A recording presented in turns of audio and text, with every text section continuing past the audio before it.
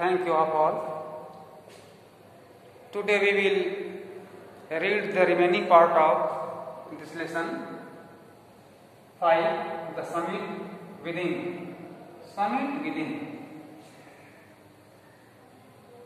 The writer H.P.S. Ahluwalia. After this story, the line, we saw and we know about why do we ascend the peak, the Everest, by our physical and by eternal mind.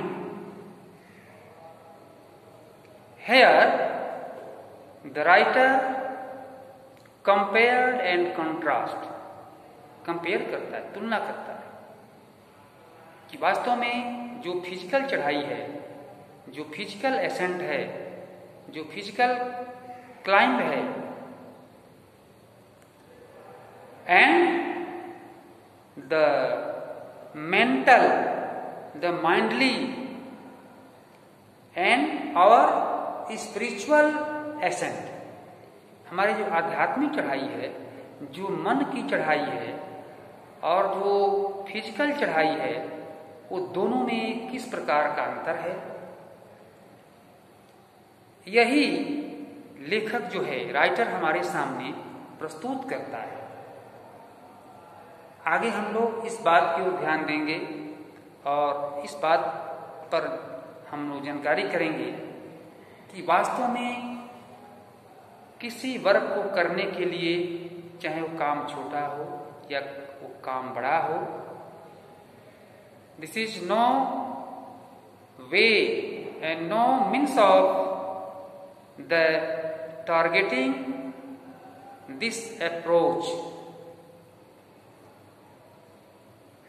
हम उसके प्रति यह ध्यान देते हैं कि परिणाम क्या मिलने वाला है, छोटा परिणाम, बड़ा परिणाम, कम लाभ, ज्यादा लाभ, इसका ध्यान हम नहीं देते हैं। गीता में बताया गया है, कर्मण्येवाधिकारस्ते मा फलेषु कदाचन, कर्म करो, फल की इच्छा मत करो। परंतु ये कहा गया है, लेकिन हम इच्छा रखते हैं, जबकि इसको नहीं रखना चाहिए। इस क्या होगा, ये हमारा स्पिरिचुअल हो गया, आध्यात्मिक हो गया। परंतु फिजिकल रूप से हम काम करते हैं, कोई मजदूर कहीं काम करता है, वो इच्छा रखता है कि हमको शाम को वेतन मिलेगा। टीचर काम करता है, उसको वेतन मिलेगा। हम पाठ की तैयारी करते हैं, हमें सफलता मिलेगी, ठीक है। The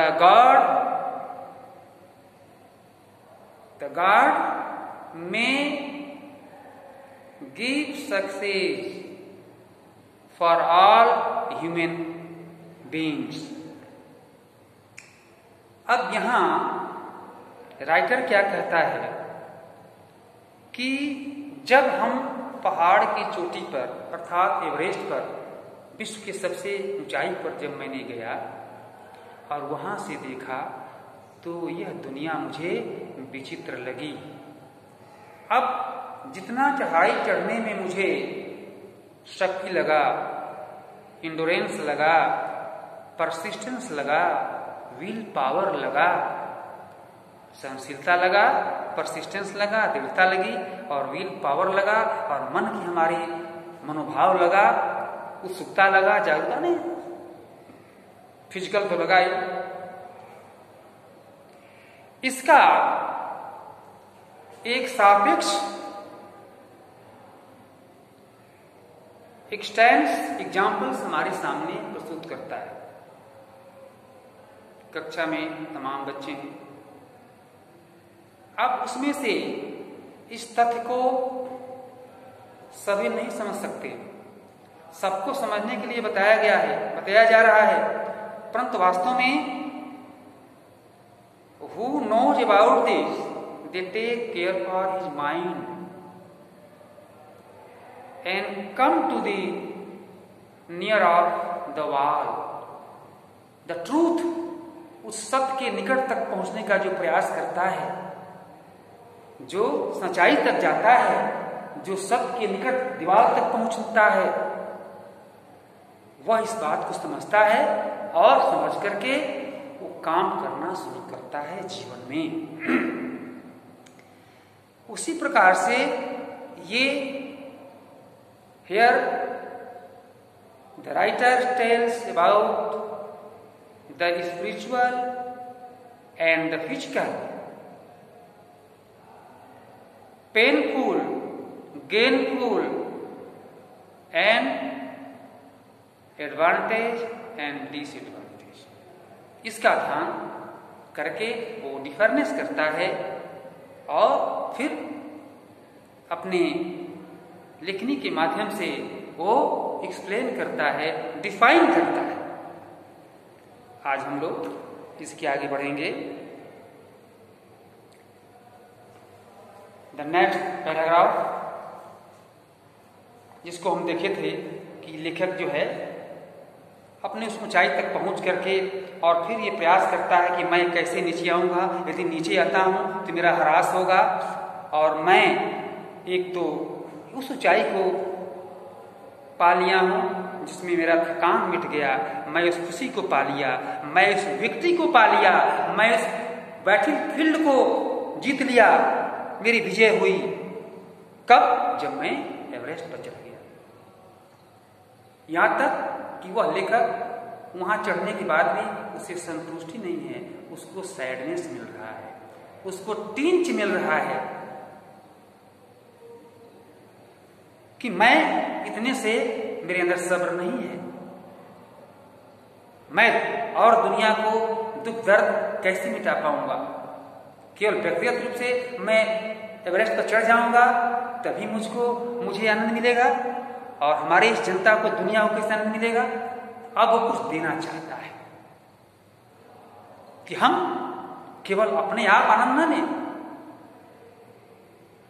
टोले पड़ोसे में कुछ लोग अच्छी नौकरी करते हैं, खा पी लेते हैं, अच्छा चीज खाने के बाद भी खूब खोआ मलाई फ्रूट्स खाते हैं, अपने आप में आनंद है। क्या झांक कर कभी देखते हैं कि वास्तव में हमारे अगल बगल लोग कैसे रहते हैं? क्या अपने खाने में ही हमारी खुशी है? हमारे टोली पड़ोसे में किस प्रकार का माहौल है? यदि आपको अच्छे खाने पीने के बाद भी आपके अंदर यदि दर्द है तो आप इंसान हो सकते हैं और इसकी ओर आपका ध्यान चिंतन जाना चाहिए। लेखक वही कह रहा है, यही बात कह रहा है कि glimpsing a peak in the distance peak, मैं जब उस पीक पर, उस चोटी पर, उस दूरी पर मैंने चढ़ा, I get transported to another world, तब वहां जाकर के हमने क्या देखा? एक दूसरे दुनिया को देखा, एक दूसरे दुनिया को देखा। I saw another world from the Everest peak, Everest hills, दूसरे दुनिया को मैंने देखा और वो दुनिया मुझे कैसी लगी इसका वो एक्सप्लेन करता है, इसको वो डिफाइन करता है। I experience a change within myself, मैंने अनुभव किया कि मेरे अंदर एक चेंजिंग आ रहा है, मेरे अंदर। और क्या चेंजिंग आ रहा है? मुझको कुछ और कर गुजरने का एक चेंजिंग आ रहा है कि मैं कैसे और कुछ करूं। Which can only be called mystical, और यह मेरे लिए क्या हो गया? केवल फिजिकल नहीं रहा बल्कि यह मिस्टिकल भी हो गया। मिस्टिकल माने स्पिरिचुअल, मिस्टिकल मीन्स स्पिरिचुअल, आध्यात्मिक हो गया। बाई इट्स ब्यूटीफुल एलुकनेस, इसका दृश्य, उस एवरेस्ट का माइट शक्ति एंड रेगेडनेस, और उसका एक व्यापक स्वरूप, ये मेरे लिए बहुत ही धार्मिक बन गया, स्पिरिचुअल बन गया। And the difficult encountered on the way, और मेरे लिए उस रास्ता क्या बन गया, वो रास्ता जो है एक कठिनाई की ओर ले जाने का एक रूट बन गया। अब तुम्हें यहाँ दूरी करने आ गया और मैं आधे रास्ते में कैसे इसको छोड़ सकूं, और जब मैं ऊपर चढ़ गया तो चढ़ाई ही मेरी पूरा नहीं है, ये तो अधूरी बात है। केवल चढ़ना ही नहीं, बल्कि अब चढ़ने के बाद हम और क्या करने वाले हैं, केवल असेंडिंग डिसेंडिंग नहीं।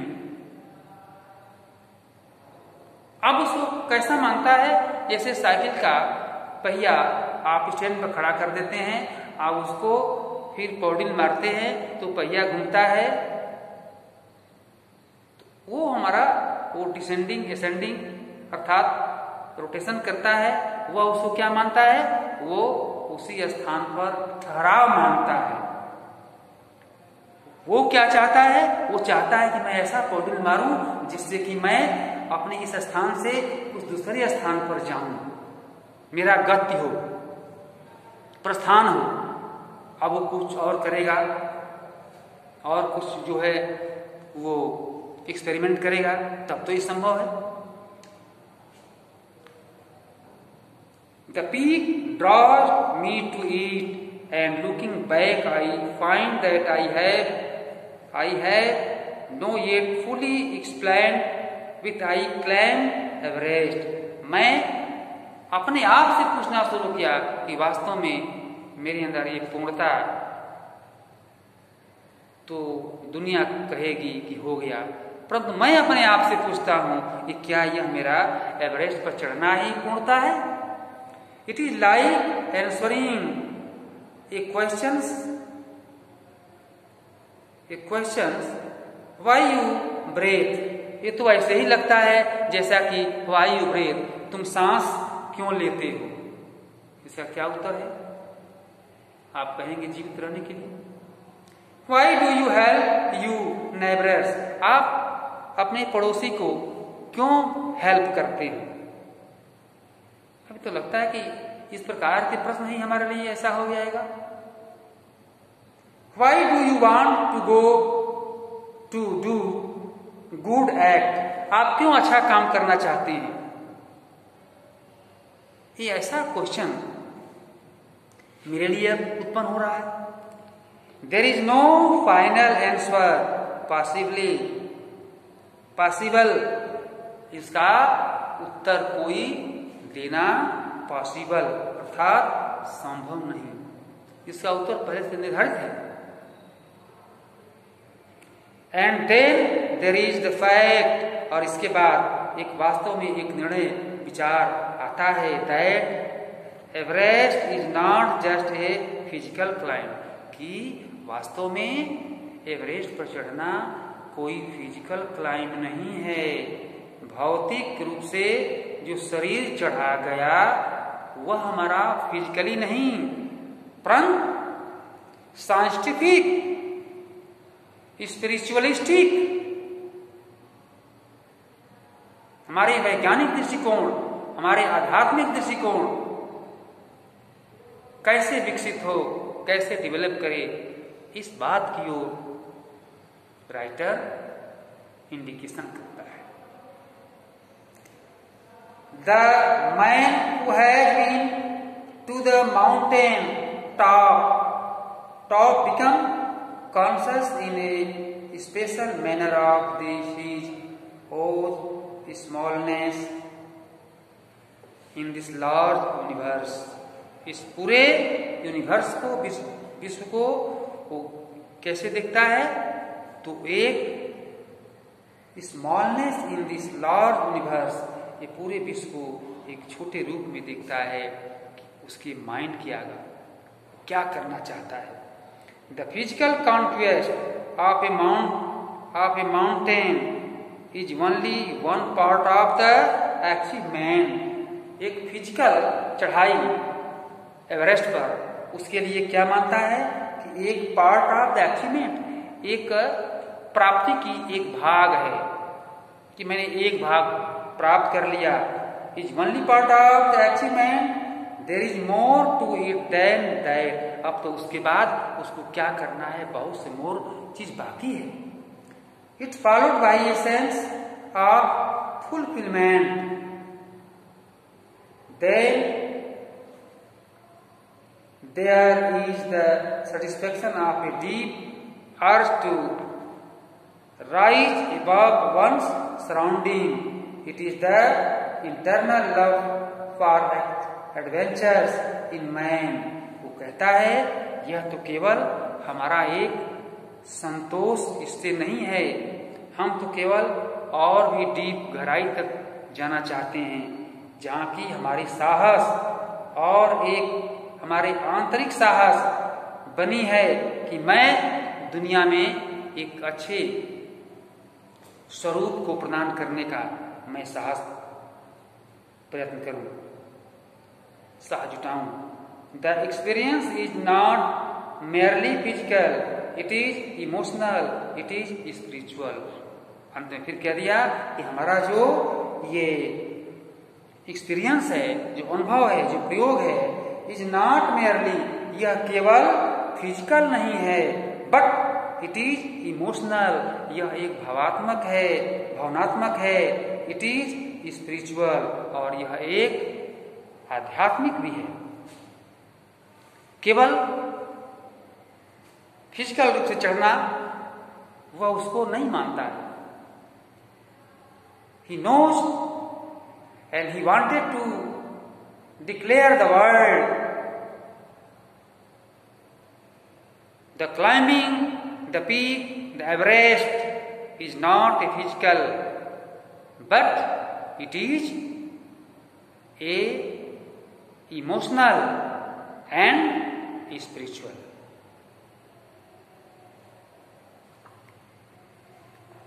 आज हम यहीं तक एंड करेंगे। लेसन तो बड़ा नहीं है, और आज हम लोग अभी इसको मैंने भेज रहा था तो जियो में अब नेटवर्क की गड़बड़ी से पता नहीं क्यों अभी ये जो कंप्रिहेंशन है ये पीडीएफ के द्वारा जा नहीं रहा है। तो इसको आप लोग कंप्रिहेंशन को ये होमवर्क में करेंगे। इसमें लिखा हुआ है 8/25